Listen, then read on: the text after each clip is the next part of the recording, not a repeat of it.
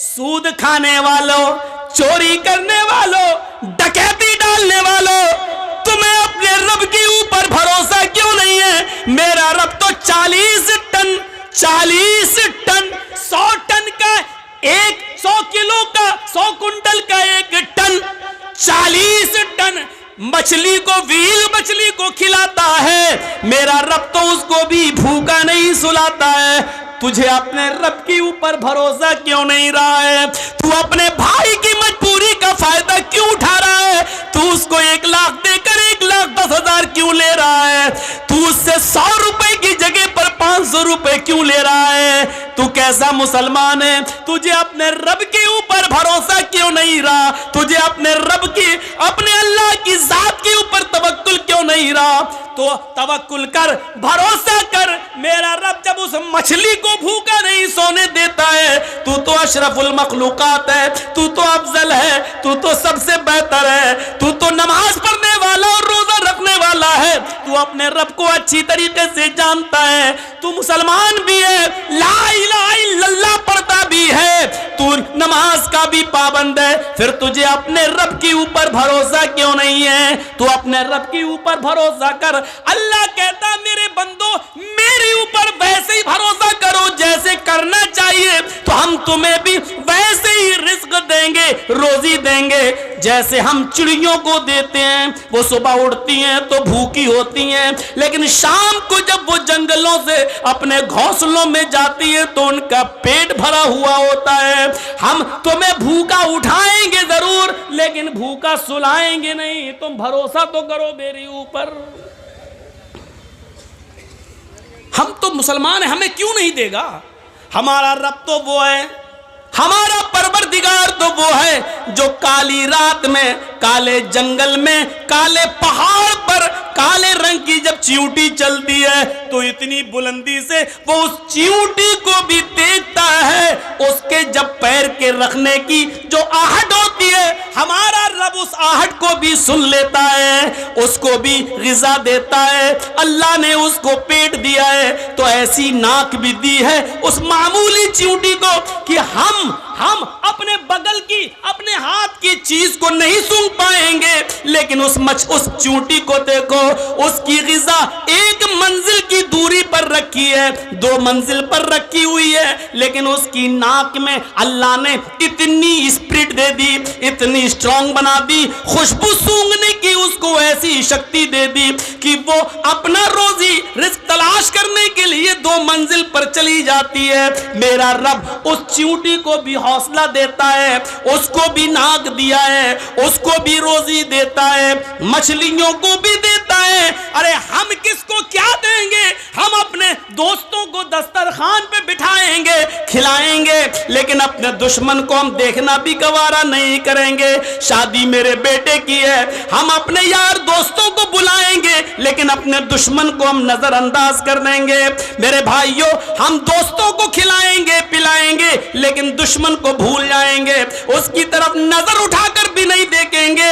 मेरा रब तो वो है जो दोस्त को भी खिलाता है, दुश्मन को भी खिला रहा है, नमाज पढ़े उसको भी दे रहा है, न पढ़े उसको भी दे रहा है, जो ला इलाहा इल्लल्लाह का इकरार करता है वो उसको भी देता है, और जो मूर्तियों की पूजा कर रहा है वो उसको भी दे रहा है।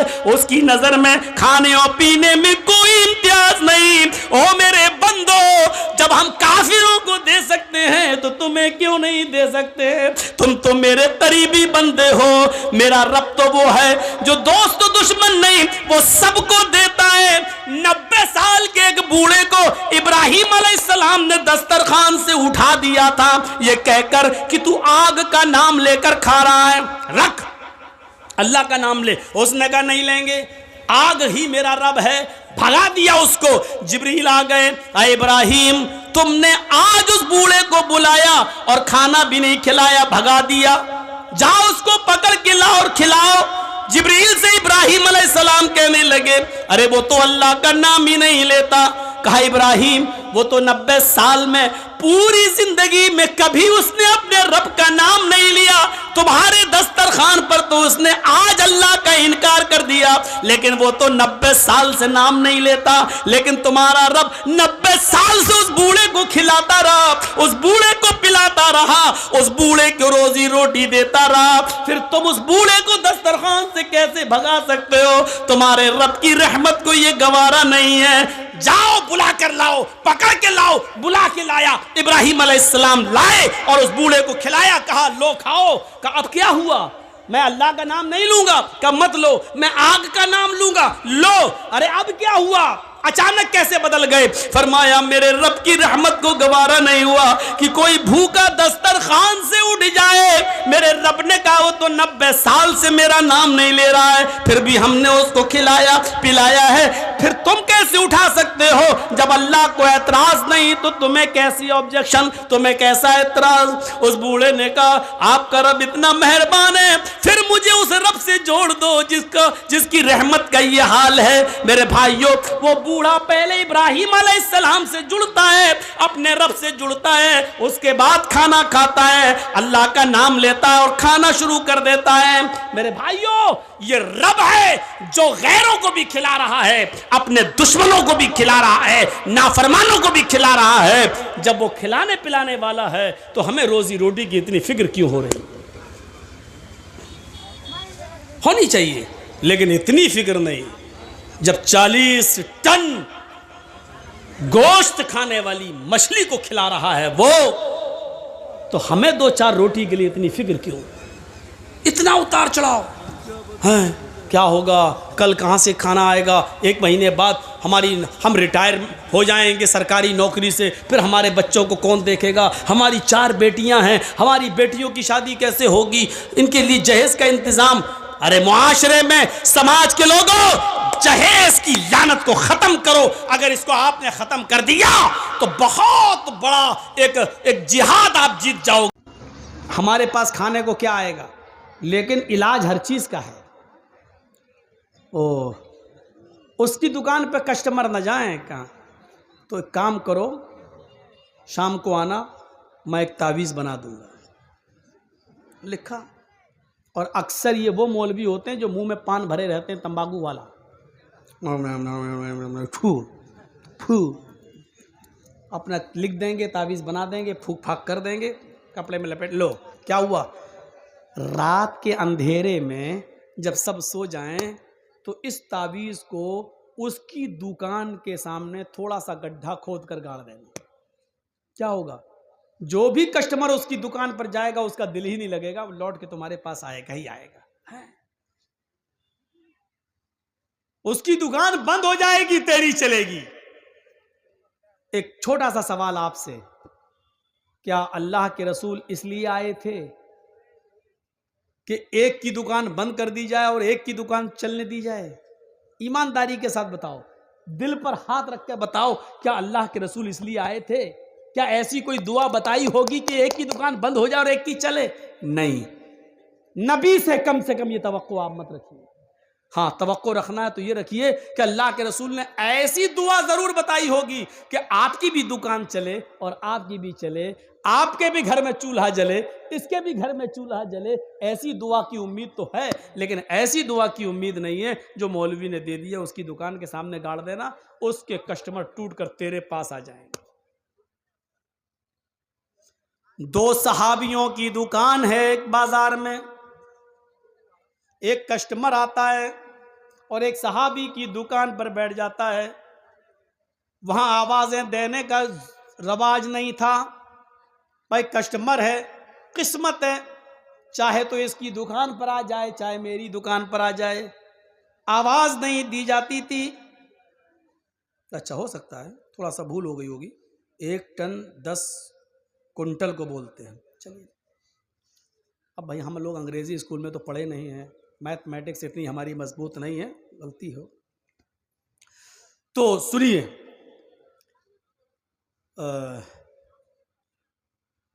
एक सहाबी की दुकान पर, उस जमाने में ये चलता था, कोई आवाज नहीं देता था, इधर इधर इधर नहीं, अल्लाह पे भरोसा। ओहो, सहाबा का अमल देखिए, कोई आ रहा है, मेरी दुकान पे आएगा तो हम दिखा देंगे, उसकी दुकान पे आए वो दिखाते भाई, वो भी अपनी बीवी बच्चों के लिए बैठा, मैं भी बैठा। देखिए सोच क्या थी। आया एक सहाबी दूसरे सहाबी की दुकान पर कपड़ा बेचने वाले की, और आकर बैठ गया, कपड़ा दिखाया, पसंद आया, ले लिया। मोल भाव नहीं चलता था, एक दाम ये है, ले गया। उसकी किस्मत में था, बेच दिया कपड़ा, ले गया वो। थोड़ी देर के बाद एक और कस्टमर आया, दोनों दुकानें आमने सामने, लेकिन वो इसी दुकान पर आया जिस दुकान से अभी थोड़ी देर पहले कस्टमर कपड़ा ले जा चुका है। इसी दुकान पर आता है और गुफ्तगू चलती है, और थोड़ी देर के बाद वो भी एक कपड़ा खरीद के ले जाता है। थोड़ी देर गुजरती है, एक और तीसरा कस्टमर आता है। तीसरा कस्टमर भी इसी दुकान पर आता है जिससे 2 कस्टमर पहले कपड़ा ले जा चुके हैं। ये भी यहां से तीसरा कपड़ा खरीद कर ले जाता है, चला जाता है। अब ये सहाबी जिसकी दुकान है सोच रहे हैं, अल्लाह हमारे पास 3 कपड़े बिक चुके हैं, हमारे घर आज चूल्हा जल जाएगा, हमें इतनी प्रॉफिट हो चुकी है कि हमारे बच्चे आज भूखे नहीं सोएंगे। थोड़ी देर के बाद चौथा कस्टमर आता है। न इस आदमी ने कहा कि भाई मेरे पास आने दो, तुम तो 3 कपड़े बेच चुके हो। नहीं, किस्मत है, तुम्हें अल्लाह ने 3 बिकवा दिए, मेरी किस्मत में होगा तो बिकेगा, वरना अल्लाह अगर तुम्हें दे रहा है और मैं जलूं तो ये अल्लाह की तकसीम से, अल्लाह की किस्मत से हम जलन हो रही है। नहीं नहीं। चौथा कस्टमर भी उसी दुकान पर आया, कपड़े की बातचीत करने लगा, लेकिन इस दुकानदार ने इस मर्तबा हमदर्दी जताते हुए कहा, भाई ये कपड़े हमारे बिक चुके हैं, 3 कस्टमर ये कपड़ा खरीद चुके हैं, अब हमारे पास स्टॉक में ये कपड़ा नहीं है।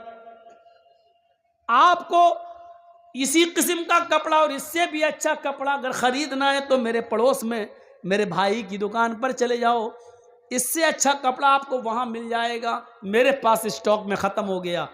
हालांकि था, लेकिन ये सोचकर कि मेरी तो इतनी इनकम हो चुकी है कि आज मेरे बीवी बच्चे खाना खा लेंगे, इस बेचारे का एक भी कपड़ा नहीं बिका है, अगर 1-2 कपड़ा ये भी बेच देगा तो इसके भी बीवी बच्चे आज खाना खा लेंगे, इसके घर में भी चूल्हा जल जाएगा। ये सोचकर उसने अपने पास आने वाले चौथे कस्टमर को कपड़ा नहीं दिया और कहा कि मुझसे भी अच्छा कपड़ा इस दुकानदार के पास है, जाओ वहां से ले लो। ये कस्टमर इस दुकान से उतरता है और दूसरी दुकान पे चला जाता है और वहां से कपड़ा खरीद कर ले जाता है। मेरे प्यारे साथियों, ये हमदर्दियां थी, एक दूसरे का दर्द था, एक दूसरे का की खैर ख्वाही थी लोगों के दिल में कि मेरे पास तो इतना बिक चुका है, इसका एक भी नहीं बिका है। अपना कस्टमर दूसरे के हवाले कर दिया करते थे, यहां तो दूसरे की दुकान पर आया हुआ कस्टमर छीन लेते हैं, उसको भी हड़प कर लेते हैं। 2-3 चीजें याद रखिए, 2-3 चीजें याद रखिए। एक आदमी का, एक नौजवान लड़के का किसी लड़की के साथ रिश्ता चल रहा है तो रिश्ते पे रिश्ता भेजना जायज नहीं। जब बात वहां फाइनल हो जाए उसके बाद भेजिए, अगर रिश्ता लगता है तो ठीक है, नहीं लगता तब आप भेजिए। ऐसा नहीं कि एक की बातचीत चल रही है आप अपना ठोक दो, हैं? वो अरे वहां छोड़ो यार, मेरा बेटा डॉक्टर है, अब उसने वहां छोड़ दिया, डॉक्टर है, हाँ डॉक्टर, चलो इसको कर दें। ये गलत है, नाजायज है, हराम है इस्लाम के अंदर। जब तक एक जगह बात चल रही है चलने दो। इसी तरीके से 2-4 दुकानें आसपास किसी की हैं तो आवाज देकर बुलाना, ए इधर आओ, नहीं नहीं, वो आदमी जिसकी दुकान पे आना चाहे आ जाए, किस्मत। हाँ, एक जगह अगर वो बातचीत चल रही है तो दोबारा नहीं ठोकना चाहिए, नहीं साहब इधर आओ, उससे हमारे पास उससे भी अच्छा है, नहीं, जब तक उधर से फाइनल ना हो जाए और जब वो वहां पसंद ना आए, उतर जाए उसकी दुकान से, तब आप ये कह सकते हो भाई साहब आइए मेरी दुकान पर भी आप देख लीजिए, शायद आपको मेरी दुकान का कपड़ा पसंद आ जाए। ये भी उसी तरीके से है। इसी तरीके से रिक्शे वाले आपस में खड़े रहते हैं, हाँ साहब कहाँ जाओगे, वो बताओ कहाँ जाओगे, एक से बात चल रही, दूसरा अपना रिक्शा लेके आ गया, हाँ भाई कहां जाना है, बोलो बोलो, नहीं, जब तक उससे फाइनल ना हो जाए तुम अपने सवारी अपना रिक्शा लेके नहीं आ सकते हो, वरना नाजायज तरीके से माल का खाना हो जाएगा। हमें हमदर्दी अपनाना है, हमें हमदर्दी देखना है, हमें एक दूसरे की हमदर्दी हमारे दिलों में पैदा होना चाहिए। या इन्नमल मुमिनून इख्वा, मोमिन तो मोमिन के लिए भाई होता है, एक मुसलमान तो दूसरे मुसलमान के लिए भाई होता है। मेरे भाइयों, एक चीज और बता दूं, एक होता सगा भाई और एक होता ईमानी भाई। आओ एक नई चीज आपको बताता हूं। मैं और मेरा ये भाई सगा है, बाप एक माँ एक, दोनों एक माँ बाप की औलाद हैं, इसको क्या बोलते हैं? सगा हकीकी भाई। और एक वो है कलमा पढ़ लिया ला इलाहा इल्लल्लाह, आप हिंदू हैं या मुसलमान हैं या सिख हैं या ईसाई हैं और आप इस्लाम ले आए, अशहदु अल्ला इलाहा इल्लल्लाह व अन्ना मुहम्मदन अब्दुहु व रसूलुहु, तो आप भी हमारे इस्लामी भाई हो गए। ये क्या हुआ? इस्लामी भाई। ये हकीकी भाई, ये इस्लामी भाई। सुनिए, इन दोनों में बड़ा रिश्ता कौन सा है? एक हकीकी भाई और एक इस्लामी भाई। अब आप कहोगे कि ना हकीकी भाई एक ही बाप की औलाद, नहीं, इन दोनों में अहमियत के हामिल और काबिले रश्क रिश्ता कौन सा माना जाएगा? जो इस्लाम लाया है और कलमा जिसने पढ़ लिया है, इसकी जो अहमियत होगी वो इसकी नहीं है। दलील सुनिए, जंगे बद्र सुना है ना नाम? पहली इस्लामी जंगे बद्र जो हुई, उसमें बहुत से काफिरों को कैद कर लिया गया। 70 काफिर मारे गए और 70 ही काफिरों को कैद किया गया। उन कैदियों में एक कैदी थे आदी इब्ने उमैर, एक कैदी थे आदी इब्ने उमैर। ये भाई थे हजरत मुसाब इब्ने उमैर के, दोनों सगे भाई। बाप का नाम उमैर, बाप के 2 बेटे, एक का नाम मुसाब, एक का नाम आदी। अब सुनिए, मैं किसी को भी खड़ा करके पूछ सकता हूं, देखें गौर से सुन रहे हो कि नहीं सुन रहे हो। एक का नाम मुसाब, बाप का नाम क्या है? उमैर। उमैर के 2 बेटे हैं, एक का नाम है मुसाब और एक का नाम है आदी। मुसाब मुसलमान है और आदी काफिर है। मुसाब जंगे बदर में नबी अकरम का साथ दे रहे हैं और आदी जंगे बदर में अबू जहल का साथ दे रहा है। सुन रहे हैं आप? अब इसको आपने समझ लिया। अब समझने के बाद आइए अब दिखाता हूं मैं मंजर। जंगे बद्र जब खत्म होती है तो 70 काफिर कैद किए जाते हैं। उन काफिरों में मुसाब इब्ने उमैर का भाई अदी इब्ने उमैर भी गिरफ्तार कर लिया जाता है। अल्लाह के नबी ने महबूस कैदी काफिरों के बारे में हुक्म दिया, इन कैदियों के बारे में कि इनको बेड़ियां पहना दो ताकि ये भाग न जाएं। हाथों में हथकड़ियां और पैरों में बेड़ियां डाल दो। तो बेड़ियां डालते हुए चले आ रहे थे सहाबी काफिरों के। जब आदी इब्ने उमैर का नंबर आया तो आप ताज्जुब करेंगे कि आदी इब्ने उमैर के पैरों में बेड़ियां डालने की बारी या नंबर जिस सहाबी का था उसके हैल पर थे मुसाब इब्ने उमैर। जब आदी इब्ने उमैर के पैरों में बेड़ियां डाली जाने लगी और उनके पैर की बेड़ियों को टाइट किया जाने लगा, जोर से कसा जाने लगा, तो मुसाब इब्ने उमैर अपने भाई के पैरों में पड़ने वाली बेड़ियों को देखकर कह रहे थे, यहां से टाइट करो, यहां से इसका बोल्ट कसो, यहां से टाइट करो। तुम नहीं जानते ये आदि बड़ा शातिर है, ये लोहे की कील से ताला तोड़ लेता है, ये बड़ा माहिर है ताला तोड़ने में, धोखा खा जाओगे। यहां से टाइट करो, यहां से लूज करो, यहां से कसो, यहां से बोल्ट और नट इसका टाइट करो। ये मशवरा दे रहे थे सहाबी को अपने भाई आदी के बारे में। आदी ने जब ये सुना और समझ लिया कि मेरा भाई मुसाब इतनी जगहों से मुझे टाइट करवा रहा है कि अब मैं ताला तोड़ ही नहीं पाऊंगा, रात में भाग भी नहीं सकूंगा, तो आदी इब्ने उमैर को गुस्सा आता है और चीख कर कहता है, आए मुसाब, शर्म आती है आज तुझे भाई कहने में। अदी ने कहा शर्म आती है तुझे आज भाई कहने में। तेरे भाई के पैरों में बेड़ियां डाली जा रही हैं और तू मशवरा दे रहा है कि यहां से टाइट करो, यहां से कसो, यहां से और जोर से इसको टाइट कर दो। कैसा भाई है तू? शर्म नहीं आई? तेरी रगों में मेरे बाप का ही खून दौड़ रहा है। जिस बाप का खून तेरे रगों में, उसी बाप का खून मेरी रगों में है। फिर भी तुझे शर्म नहीं आई और अपने भाई के पैरों में बेड़ियां डलवा रहा है और खड़ा होकर यह मंजर देख रहा है तू। मुसाब इब्ने उमैर जोरदार और शानदार अल्फाज में जवाब देते हैं, खामोश, आए आदि चुप, आए आदि खामोश। एक लफ्ज भी मुंह से नहीं निकलना चाहिए। तब पता चलता है बेड़ियां कसने वाले को, सहाबी को, ये मुसाब इब्ने उमैर और आदि तो एक दूसरे के भाई हैं। कहा चुप, क्या कहता है तू मेरा भाई है? आए आदि ये सच है कि तेरा बाप उमैर है, मेरा बाप भी उमैर है। ये सच है कि जो तेरी माँ है वो मेरी भी माँ है। ये सच है कि तेरी रगों में उमैर का खून है तो मेरी रगों में भी उमैर का खून है। ये सब सच है। लेकिन आज सुन, भाई जहां तक होने का मामला है तो तू मेरा भाई नहीं है। जबकि आप देखिए, माँ एक बाप एक, तो भाई भाई भाई हुए। लेकिन मुसाब क्या कह रहे हैं? हाय आदि तू मेरा भाई नहीं है। आदि ने कहा मैं तेरा भाई नहीं हूं, बाप एक है, मां एक है, और फिर भी तू कह रहा है कि मैं तेरा भाई नहीं हूं। अगर मैं तेरा भाई नहीं हूं तो कौन है तेरा भाई?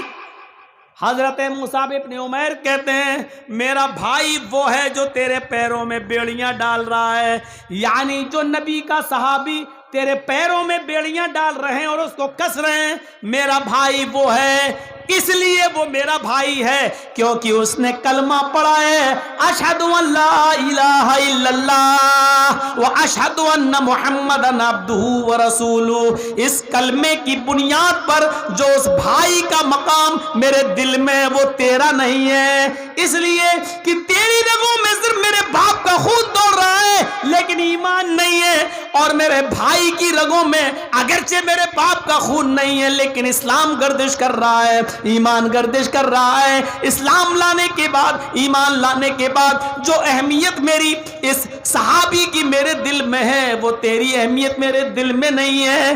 तू मेरा भाई नहीं है, मेरा भाई वो है जो तेरे पैरों में बेड़ियां टाइट कर रहा है। ऐसा जवाब कहां सुनने को मिलेगा? एक मुसलमान इस्लाम लाने के बाद, कलमा पढ़ने के बाद उसका जो मकाम हमारी नजर में होना चाहिए, सगे भाई अगर वो काफिर है तो उसकी अहमियत भी उतनी नहीं होनी चाहिए जितनी उस मुसलमान की जो इस्लाम लाया है और कलमा पढ़कर मुसलमान हुआ है, उसकी अहमियत हमारे दिल में होनी चाहिए। हम नजर डालें अपने समाज पर और सोसाइटी पर, क्या ये मकाम और मर्तबा हम अपने मुसलमान को देते हैं? यहां तो ये सूरत हाल है कि हम घर में घुसते हैं और पड़ोस के मकान से अगर कुकर की सीटी बजती है तो हम खुशबू सूंघते हैं कि क्या पक रहा है, और खुशबू से अंदाजा लगा लेते हैं कि अच्छा मेरे घर में दाल पक रही है और इसके घर में गोश्त। मैं नीचे जा रहा हूं, ये तरक्की। आज हम दूसरों की, आज हम अपनी परेशानी, अपने दुख से इतना परेशान नहीं हैं जितना दूसरे के सुख से और दूसरे के आराम से हम परेशान हैं। ये आगे क्यों बढ़ रहा है, ये तरक्की क्यों कर रहा है, ये आगे क्यों जा रहा है, आज हम उससे परेशान हैं। मैं नाम नहीं लेना चाहता, हमारे इटावे ही का एक मौलवी है, मुझे बर्बाद करने के लिए, मुझे नेस्तो नाबूद करने के लिए और मेरी हस्ती को मिटाने के लिए उसने इतना रुपया खर्च किया है, इतना रुपया खर्च किया है कि उसने खुद अपने आप को बर्बाद कर लिया है।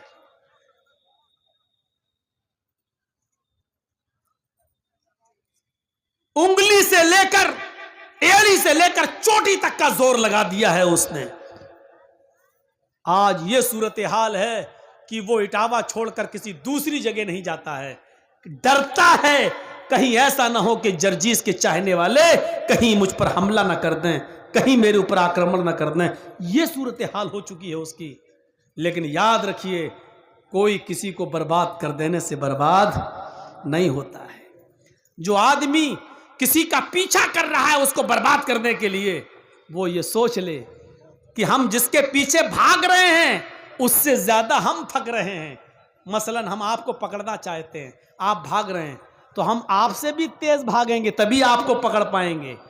तो आप तो भाग रहे हैं, मुझे आपको पकड़ना है, तो आपसे भी ज्यादा तेज हम भागेंगे, तो जाहिर है कि आपसे ज्यादा हम थक जाएंगे, आपसे ज्यादा हम थक जाएंगे। ये इंसान नहीं समझ रहा है। आप जिसको बर्बाद करना चाहते हो वो आदमी तो बर्बाद हो ही रहा है, अपना पैसा खर्च कर ही रहा है, लेकिन आप जिसको बर्बाद करना चाहते हो उसको बर्बाद करने के लिए आप उससे भी ज्यादा पैसा खर्च कर रहे हो। जर्जीस साहब से पुलिस 100 रुपए ले रही है, लेकिन आप जर्जीस साहब को पकड़वाने के लिए पुलिस को 1000 रुपए दे रहे हो। जर्जीस साहब बचने के लिए पुलिस को 100 रुपए दे रहे हैं, लेकिन आप पुलिस को 1000 रुपए देकर जर्जीस को पकड़वा रहे हैं। मेरे भाइयों, आप बर्बाद पे बर्बाद होते चले जाएंगे। इसीलिए फरमाया कि एक मुसलमान की शान नहीं है कि किसी मुसलमान से जले और उससे हसद रखे, क्योंकि हसद इंसान को बर्बाद कर देता है।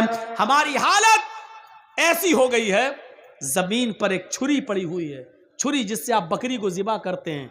ज़िबा करने वाला हिस्सा ये है, ऊपर यहां से बकरी ज़िबा होती है, तेज धार यहां है और ये हिस्सा ऊपर है और उस पर एक बकरी का खून लगा हुआ है छुरी पर। सुनिए मिसाल, छुरी जमीन पर पड़ी है और काटने वाला हिस्सा ऊपर की तरफ है और छुरी खड़ी है और छुरी के ऊपर बकरी का खून लगा है। एक कुत्ता वहां से गुजर रहा, फिर कुत्ते की मिसाल, एक कुत्ता वहां से गुजर रहा, कुत्ते ने छुरी पर लगा हुआ खून देखा तो कुत्ता उस खून को चाटने के लिए गया और जैसे ही कुत्ते ने जबान निकाली, जैसी छुरी को लगा हुआ खून चाटा, उसने बकरी का खून तो चाट लिया, लेकिन चाटते हुए छुरी की धार ने उसकी जबान काट दी और उसकी जबान से जो खून निकला वो छुरी पर लग गया। कुत्ता समझता है अभी खून बाकी है, बकरी का पूरा खून हम चाट नहीं पाए। उसने फिर दोबारा चाटा, दूसरी जगह से जबान कटती है, कुत्ते का दोबारा खून उस छुरी पर लगता है। कुत्ता फिर समझता है अभी खून और बाकी है। कुत्ता बार बार छुरी को चाट रहा है और हर बार वो जबान को दूसरी जगह से काट रहा है। इतना चाटता है छुरी को कि उसकी जबान कट के जमीन पर गिर जाती है और कुत्ता मर जाता है। यह समझकर कि यह बकरी का खून है वो चाटता रहा, हालांकि वो अपने आप को बर्बाद करता रहा और बर्बादी के दहाने पर पहुंच गया। हम जिस मुसलमान को या जिस भाई को या जिस अपने पड़ोसी को हम बर्बाद करना चाह रहे हैं, जलन कर रहे हैं, हम समझ रहे हैं कि उसको बर्बाद कर रहे हैं, लेकिन उसको बर्बाद करने के चक्कर में हम अपने आप को बर्बाद कर लेते हैं। हमने एक हमला किया, नाकाम हुआ, पैसा बर्बाद, दोबारा हमने उसको फिर बर्बाद करना चाहा, फिर हमारा नुकसान हुआ। नतीजा ये निकला कि अल्लाह ने उसको तो बचा लिया लेकिन आपको बर्बाद कर दिया। मेरे भाइयों, जैसे कुत्ता जबान से बार बार छुरी को चाट रहा है और उसका ही खून है, वो समझ रहा कि बकरी का खून चाट रहे हैं, हालांकि वो अपना ही खून चाट रहा था। यही सूरत हाल हमारी है। हम दूसरे को बर्बाद करना चाहते हैं, लेकिन हकीकत यह है कि हम अपने आप को बर्बाद कर रहे हैं। मुसलमानों, कुछ नहीं मिलेगा। जीती जागती अगर तुम्हें तस्वीर देखना हो तो मुझे सामने रख लो। आज मेरे पीछे पड़ने वाला आज बेचारा टामेक टोइयां मार रहा है, अंधेरे में पड़ा हुआ है, आज वो सोता है, मेरे खिलाफ वीडियो निकालता है और जी हिंदुस्तान को देख के कहता, देखिए मौलवी जर्जीस ने क्या क्या कहा है मोदी के बारे में, यानी हमारे ऊपर केस करवाना चाहता है। बीजेपी के लीडरों से मिलता है और हमारे खिलाफ जितनी भी तकरीरें मोदी और योगी के खिलाफ हैं वो सब निकाल कर इकट्ठी करके उसकी सीडी पहुंचाता है, मेरे ऊपर केस करवाता है। लेकिन अल्हम्दुलिल्लाह हम तो 1000, 2000, 5000 रुपए वकील खड़ा करके हम तो जमानत पर रिहा हो जाते हैं, निकल जाते हैं। लेकिन वो हमसे भी ज्यादा पैसा खर्च करके वकील तैयार करता है, हाई कोर्ट और सुप्रीम कोर्ट तक दौड़ता है। मेरे भाइयों, हमको नेस्तो नाबूद करने के लिए, अरेस्ट करवाने के लिए, गिरफ्तार करवाने के लिए उसने अपने आप को बर्बाद कर लिया। यहां तक कि उसकी एक जमीन तक बिकने की नौबत आ गई है, जमीन जायदाद तक बिकने लगी है। यह सूरत हाल है। जीती जागती तस्वीर मैं हूं और मेरा वो मुखालिफ, मेरा वो दुश्मन है। यहां से इबरत हासिल करो। अल्हम्दुलिल्लाह वो जितना मुझे प्रोग्रामों से रोकना चाहता है, मेरे पास डेटें खाली नहीं है, हम दे नहीं पाते हैं किसी को प्रोग्राम। रमजान तक एक डेट हमारे पास खाली नहीं है। मुझे अफसोस होता है कि लोग आते हैं बेचारे मिलने और हम डेट नहीं दे पा रहे हैं। यह सूरत हाल है, क्योंकि हम सिर्फ बिहार और बंगाल ही के लिए नहीं है, हमें हैदराबाद, आंध्रा भी देखना होता है, हमें हरियाणा भी देखना होता है, हमें राजस्थान भी जाना होता है, हमें दिल्ली भी जाना होता है, हमें महाराष्ट्र भी देखना होता है, हमें पंजाब भी देखना होता है। हमारे पास बहुत से स्टेट, हमें हर जगह बुलाया जाता है, इसलिए हर जगह का एक एक कोटा होता है, इसलिए मजबूर हैं। बिहार में अगर मुझे महीने में 5 देना है तो 5 ही दूंगा, 6 नहीं दे सकता। बंगाल में अगर महीने में 5 देता हूं तो 5 ही दूंगा, 6 नहीं दे सकता, क्योंकि हर जगह का अपना एक कोटा होता है। तो मेरे भाइयों, मजबूर होते हैं हम कि जब 10 प्रोग्राम हमारे बुक हैं तो 11वां वाला बेचारा मायूस होकर जा रहा है। लेकिन मजबूर हैं, हमें और भी जगह जाना है। वो हमें रोकना चाहता है, लेकिन किसी के रोकने से कुछ नहीं होता है। मा तशाऊना इल्ला अन यशा अल्लाह, तुम्हारे चाहने से कुछ नहीं होता जब तक कि अल्लाह ना चाहे। वह तो इज्जो मन तशा, वह तो जिल्लो मन तशा, वो जिसको चाहे इज्जत दे, वो जिसको चाहे जिल्लत दे। इज्जत और जिल्लत का ठेकेदार तू नहीं है, मैं नहीं हूं। देख लो कि शान से बनाया था कृषि कानून और किसानों ने लोहा मनवा लिया, साल भर रुक गए, 750 किसानों की कुर्बानियां भी दे दी, लेकिन झुका दिया। 56 इंच का सीने को 28 इंच पे ले आए, आधा कर दिया। पत्थर की लकीर थी जिसकी बात, जो अपनी बात वापस न लेने में बड़ा मशहूर था, जिसके मुंह से जो चीज निकल जाए वो वापस लेने का नाम नहीं लेता था। लेकिन कैसे उठने अपने घुटने टेक दिए किसानों के आगे और हाथ जोड़ के कहा कि मैं माफी चाहता हूं, मुझे माफ कर दो, मैं समझा नहीं सका। कहाँ वह तो इज्जो मन तशा, वह तो जिल्लो मन तशा। इज्जत व जिल्लत का मालिक मोदी नहीं है, इज्जत व जिल्लत का मालिक योगी नहीं है, इज्जत व जिल्लत का मालिक इमरान खान नहीं है, इज्जत व जिल्लत का मालिक सलमान किंग सऊदिया का बादशाह नहीं है। इज्जत व जिल्लत का मालिक अल्लाह रब्बुल आलमीन है। वो जिसको चाहे इज्जत दे, जिसको चाहे जिल्लत जलील करे। इस बात का अकीदा अपने अंदर रखिए, कुछ नहीं होगा, कुछ नहीं होगा। मेरे भाइयों, क्या था हमारे अंदर, कौन सी चीज थी? आज इस पोजीशन पे हूं कि बड़े बड़े एमएलए बंगाल में चुनाव जीतने के बाद, ममता की सरकार दोबारा आने के बाद आज ये पोजीशन है कि हाथ जोड़ के खड़े होते हैं, दरवाजे तक लेने आते हैं, बिठा रहे हैं, अपनी गाड़ियां दे रहे हैं, पहुंचा रहे हैं। जो कभी जिनके पास टाइम नहीं था बात करने का, वह तो इज्जो मन तशा, वह तो जिल्लो मन तशा। आज हमारा विरोधी, आज हमारा मुखालिफ ये समझ रहा है, डर रहा है। ऐसा तो नहीं कि मौलाना जर्जीस साहब बंगाल में प्रचार करके ममता के इतने करीब हो गए हों, कहीं बंगाल से हमारे ऊपर केस ना करवा दें।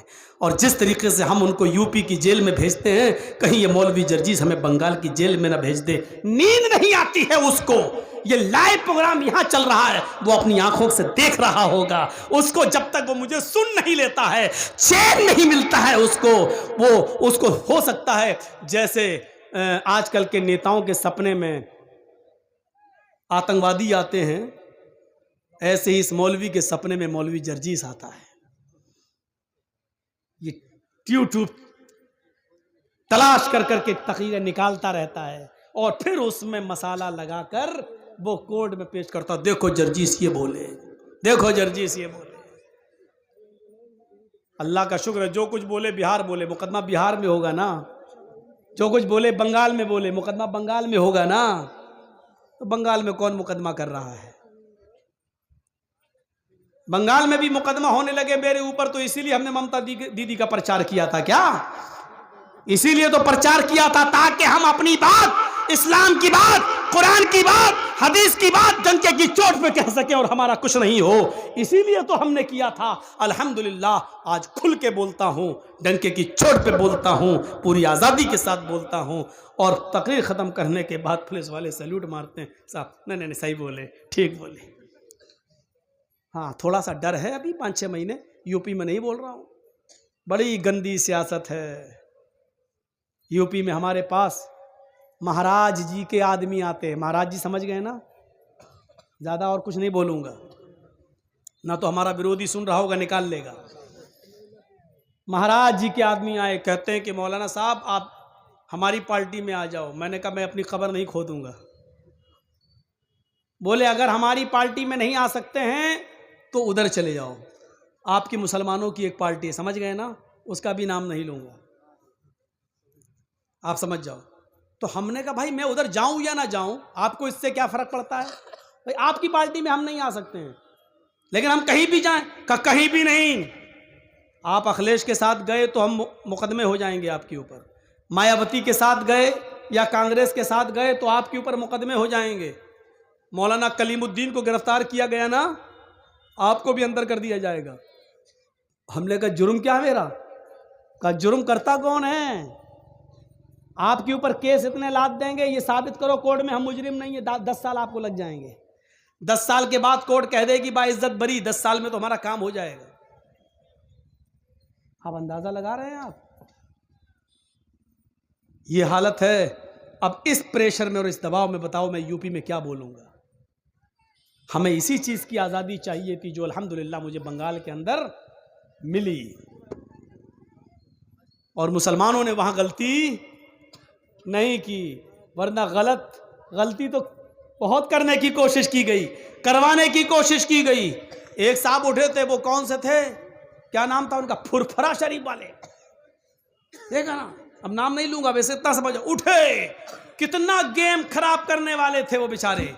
एक हमारे भाईजान थे बेचारे, वो भी आए, पूरी प्लानिंग थी यहां पर किसी तरीके से बीजेपी आ जाए, पूरी प्लानिंग थी। अल्हम्दुलिल्लाह मैंने तकीने कर करके बड़े नुकसान से बचने के लिए छोटा नुकसान कर दो।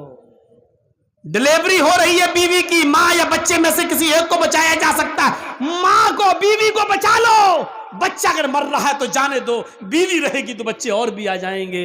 ये कह कहकर मुसलमानों की खोपड़ियों में हमने भरा और लोगों को एक किया, एक प्लेटफार्म पे लाए। अल्हम्दुलिल्लाह हमसे यूपी का एक पत्रकार मीडिया वाला पूछता है आप बंगाल में प्रचार, बंगाल वाले आपकी बात समझते हैं? मैंने कहा बंगाल से ज्यादा तो कहीं समझते ही नहीं है मेरी बात।